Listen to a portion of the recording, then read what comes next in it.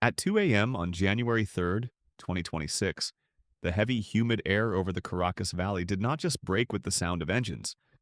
The sky over one of South America's most heavily fortified capitals simply tore open.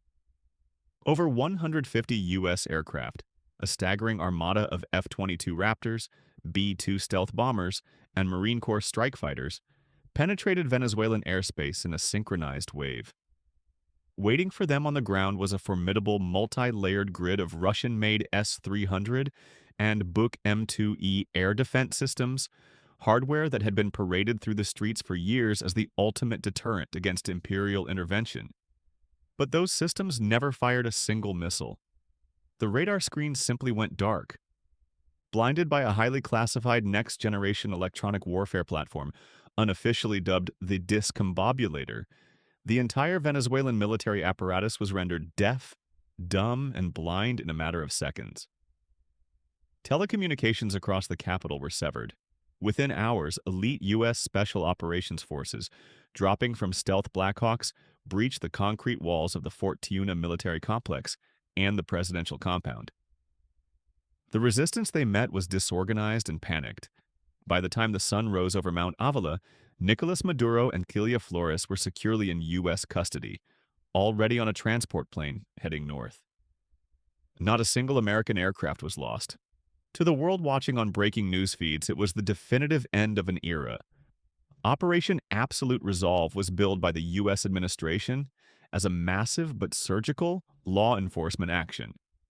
It was painted as a triumphant strike for democracy and the dramatic, overdue conclusion to decades of narco-terrorism indictments that had gathered dust in federal courts.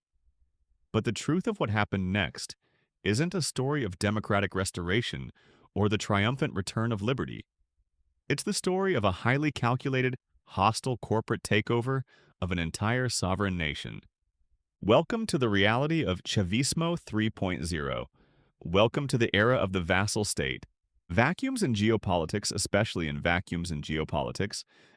in countries flooded with illicit arms and fractured military loyalties, are usually filled with blood. Over 100 people died in the chaos of the January 3rd raid. Crucially, this included 32 high-ranking members of the Cuban military and intelligence units embedded within the Venezuelan state, effectively severing the security umbilical cord between Havana and Caracas that had kept the regime insulated for 2 decades. But a total, catastrophic collapse into civil war was miraculously averted.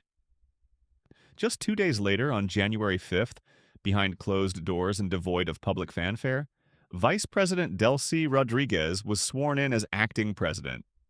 Why would the United States, having just executed the most massive military intervention in the hemisphere since Panama, allow the surviving core architects of the old regime to stay in power? The answer lies in a brutal, cold-blooded pragmatism. The Rodriguez siblings, long known as the ruthless technocrats of the movement, realized immediately that their days of fiery, anti-imperialist ideological defiance had to be traded instantly for institutional survival.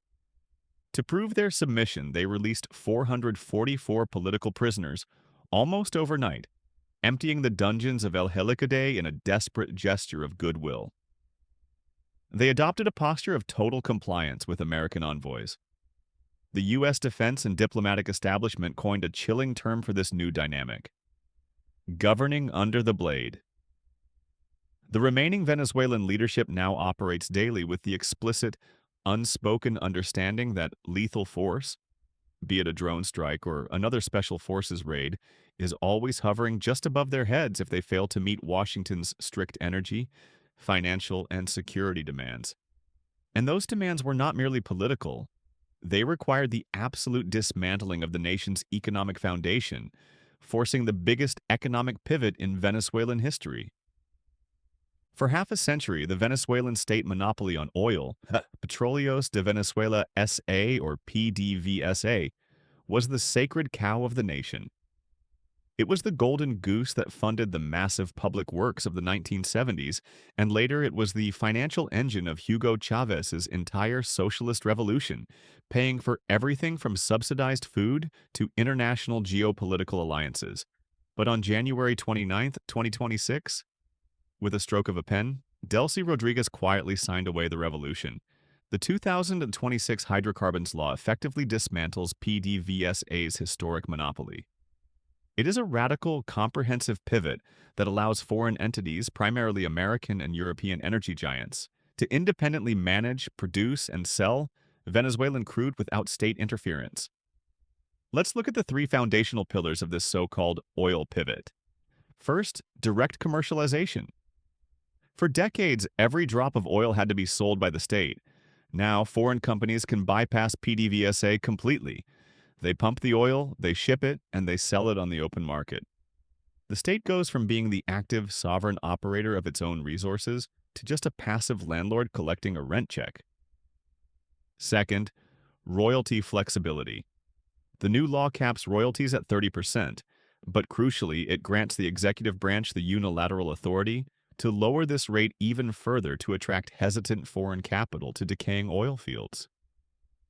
Third, and by far most importantly, independent arbitration. Previously, any dispute between an oil company and the government had to be settled in Venezuelan courts, a hallmark of sovereign independence. Now, disputes are no longer handled locally. Foreign investors are explicitly protected by independent international arbitrators, permanently stripping Venezuela of its sovereign defense against corporate claims and future lawsuits. Some optimistic analysts have compared this new legislation to the Apertura Petrolera, the oil opening of the 1990s, when Venezuela voluntarily invited foreign companies in to share technology and boost production. But the 1990s was a choice made by a functioning, solvent state looking to expand its economic footprint. 2026 is an entirely different beast. It is a forced liquidation executed under the barrel of a gun. Venezuela isn't strategically opening its markets. It is being formally placed into corporate receivership. And here's the devastating financial reality of why. This is the math that the new interim government and their international backers are trying to hide from the public. Over the last 2 decades, Venezuela's external debt has compounded in the shadows, and it now sits at a staggering, unpayable $190 billion. To put that into perspective, that is roughly 180% to 200% of the country's entire collapsed gross domestic product. To fix a hole this deep, the new regime is aggressively utilizing debt-for-equity swaps. Creditors who hold worthless Venezuelan bonds can now exchange the money they are owed for literal physical ownership stakes in Venezuelan oil fields. The Orinoco oil belt, holding the largest proven crude reserves on the planet, once hailed as the inviolable pride of the nation, has been silently transformed into a massive asset-backed collateral pool designed to satisfy international capital. But the tragedy gets worse. To actually get the oil flowing again and make those assets valuable, the country's crumbling electrical grid and rusting, abandoned refineries need at least $60 billion in immediate upfront capital just to stop the bleeding. Today, Venezuelan refineries, plagued by years of deferred maintenance and corruption, are operating at less than 25% of their designed capacity. So, how does a broken country pay down $190 billion in legacy debt, rebuild a $60 billion power grid, and feed a starving population of millions with just a few billion dollars in early, heavily taxed oil revenues? The answer is that it doesn't. This bleak reality is governed by a simple, inescapable economic trap that now dictates the lives of every single person left in Caracas. Because whatever meager oil revenue is currently being generated is instantly used to fund the state's bare minimum bureaucratic survival, and the interest on the $190 billion defaulted sovereign debt just keeps growing like a tumor day by day. The math guarantees one inescapable thing. The total national debt will keep rising indefinitely.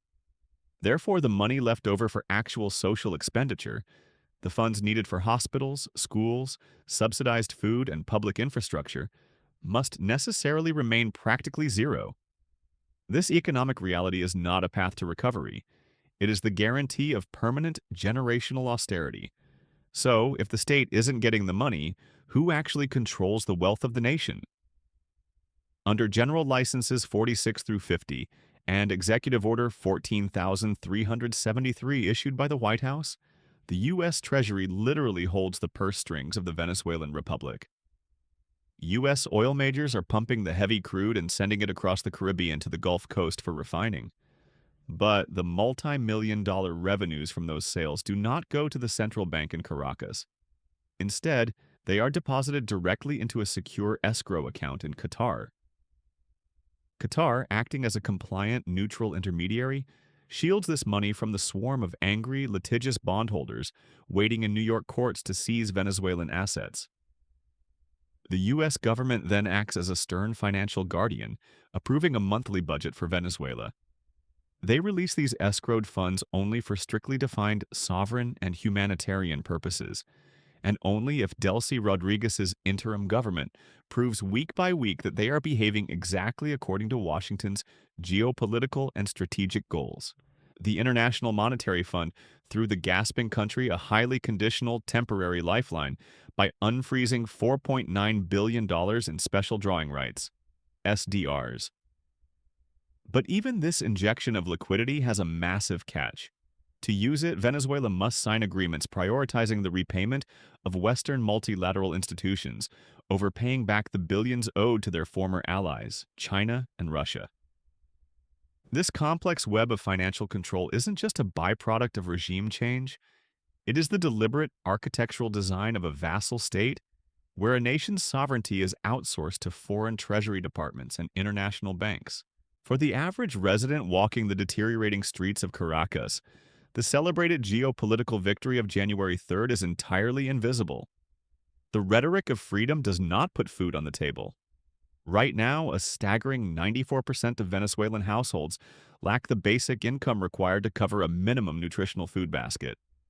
Annualized inflation on essential food items is still sitting at a paralyzing 347%. And while aggregate oil production will slowly, steadily increase as U.S. and European firms pour in specialized equipment to rebuild the infrastructure, that new wealth will absolutely not trickle down to the barrios. Instead, we are going to see the rise of highly fortified islands of prosperity around the oil hubs of Lake Maracaibo and the Orinoco Belt, zones with private security, private power generation, and imported luxury goods, completely surrounded by a vast sea of poverty, where the national electrical grid continues to go dark daily and public hospitals lack running water.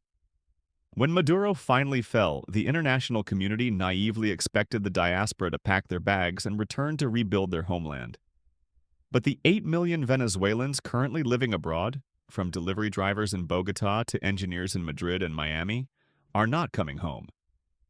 Migration experts now view this mass exodus not as a temporary crisis, but as a permanent, irreversible demographic shift.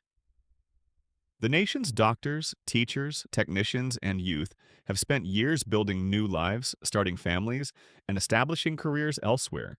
Returning now means abandoning hard-won stability for a country that is mathematically bankrupt until the end of the century. Because of this devastating brain drain, foreign oil companies are forced to import highly paid, expensive expatriate labor to run the modernized rigs and refineries. This dynamic creates a vicious cycle, further locking the local, impoverished population out of the very jobs that constitute their own country's supposed economic recovery. The midnight apprehension of Nicolás Maduro successfully removed a disruptive rogue actor from the international stage. But it fundamentally did not solve the deep structural collapse of the Venezuelan state or heal the wounds of its people. Instead, it merely birthed Chavismo 3.0. It traded a loudly anti-American dictator for a quietly compliant escrow account. Venezuela in 2026 is not a rising star on the verge of a glorious democratic renaissance. It is a resource colony operating under entirely new management. Stripped of its sovereign immunity, crushed under the weight of a 180% debt-to-GDP ratio, and governed entirely under the blade of U.S. military dominance and economic coercion, the nation's vast natural wealth will be meticulously extracted for a generation just to pay the debts of its catastrophic history. The oil is finally flowing again, but the lucrative proceeds of that black gold are destined only for New York bondholders, multinational energy conglomerates, and Qatari bank accounts. For the millions of desperate citizens left behind in the dark in Caracas, the revolution is well and truly over, and the modern era of corporate colonization has just begun.